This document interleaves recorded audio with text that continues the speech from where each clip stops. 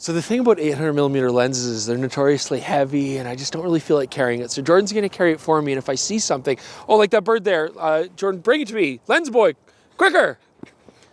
Yes, okay, there we go. Yeah, this weighs nothing. This is so light. Oh, I can carry this. Oh yeah, the bird.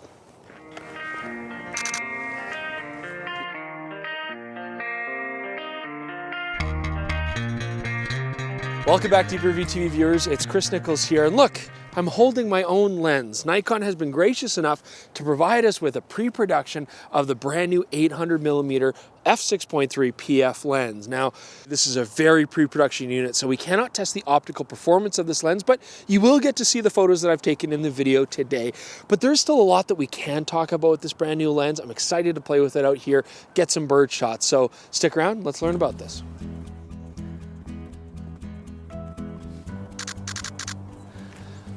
Now, the bird I just shot, a lot of people consider those Canadian geese, but this is not. There's slight differences in the texture of the black feathers. This is actually a Acadian goose hawk. Very easy to make the mistake, but I'm no expert on birds or anything. We're very fortunate because I see right through the trees a red-crowned killiebird.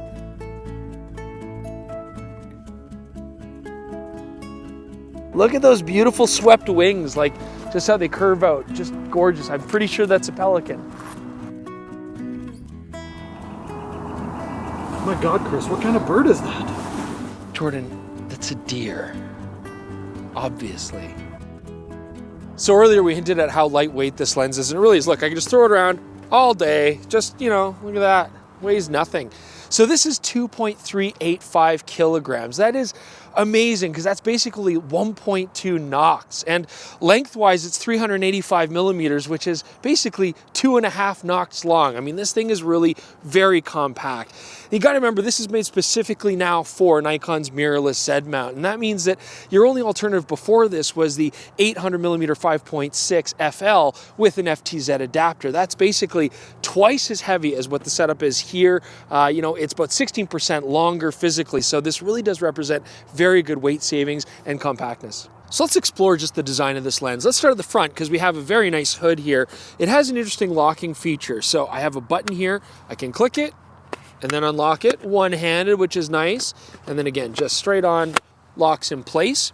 Pretty standard as telephoto lenses going. We've got our custom buttons around the front ring. We do have that customizable control ring that you often find, and manual focus, and everything's got a different texture, so by the feel of your fingers you can pretty much tell what you're on. Now when we look at the tripod collar here, it does have smooth rotation. There's no click stops when you get to those 90-degree points. I like hard click stops, other people like smooth, so I mean it's smooth, that's what you're gonna get there. The other interesting thing here is on the locking mechanism we actually have a rubber cap with a Kensington lock on there, so that's kind of interesting. You don't see that very often.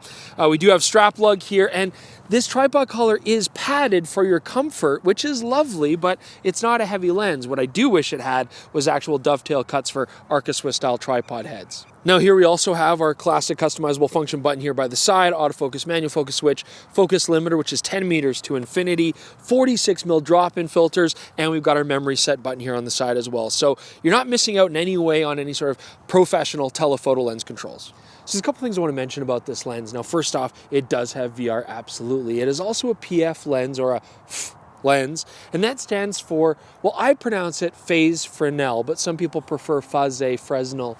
And basically it keeps the lens elements very compact, very lightweight, but we're still getting that telephoto extension. It's kind of like shooting through the top of a lighthouse, but in a good way. Yes, yes, Jordan, come on, yes. Come here, quick.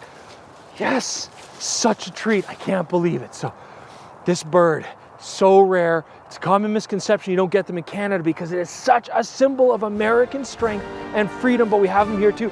Check that out, bald eagle. Whew. Okay, so shooting those bald eagles, it actually reminded me of a really interesting aspect of this lens. So the older 800mm 5.6, its minimum focus distance was 5.9 meters. Not bad, 0.15 life-size reproduction, but this guy gets even closer. This 800mm 6.3, it's 5 meters as its minimum close focusing distance. That's just barely over 33 knots lined up end to end, and that was so helpful when these majestic birds are just landing in these tiny branches, like almost within reach. Oh, it was epic. I'm sorry, I'm still just, whoa, I'm coming down. Okay, so let's talk about my impressions here, autofocus on this 800mm pre-production lens. So we're focusing from 5 meters to infinity, and it's nice and smooth. You know, it's not second guessing or halting. I like that. Has the same kind of speed of focus from far to near as well. And I'm finding when I'm shooting birds in the trees, it's picking them up well. It's not, you know, hunting or anything too much. So it seems to be good, nice and smooth. Now you might say, well, why isn't it using the VCM motor from the 400mm 2.8? Well, you know, that's moving quite large, heavy elements. Here, the stepping motor seems well mated to this lens, and again, I'm pretty pleased with the performance so far. So we got an interesting shorebird here. That's actually a flamingo, and he's got his head tucked into his body because it's cold here in Alberta in wintertime, and flamingos normally live in like people's lawns in Florida. So shooting this 800mm PF today was a very enjoyable experience. Really, it's so compact and lightweight. You didn't see me use a monopod at all, and it was fine. It was really easy to walk around with. But by far the most exciting thing on this lens is honestly the price point. So up to this point, if you wanted 800mm lenses for birding and wildlife on a Z-mount camera, you were looking at the 800mm 5.6 DSLR lens with an FTZ adapter, okay? Bigger, heavier, and way more expensive. This is less than half the price of that lens. That's pretty incredible. Now, yes, you're giving up a third of a stop in the aperture, but it's a small price to pay. This will focus on any of the Z-mount cameras. You can use all the teleconverters. You're still getting an autofocus. What I really like about this lens, though, is just that it's purpose-made for a mirrorless platform. You know, the phase Fresnel design keeps it small. I like that it's not just a DSLR formula with an extended mount to fit on mirrorless. I mean, this really does fit and feels made for these cameras.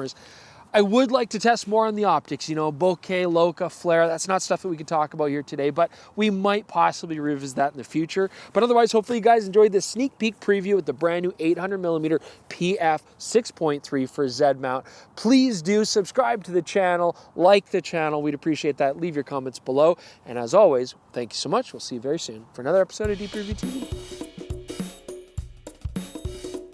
So I had this bird just going through the bushes here. It's tough, there's lots of branches, but 3D tracking actually picked it up really nice with the animal detect. And at first I got a glimpse and I thought it was a common ringneck pheasant, the Phaseanus colchicus. But you know, now that I looked at the photo, I'm absolutely 100% sure it is a lesser ostrich.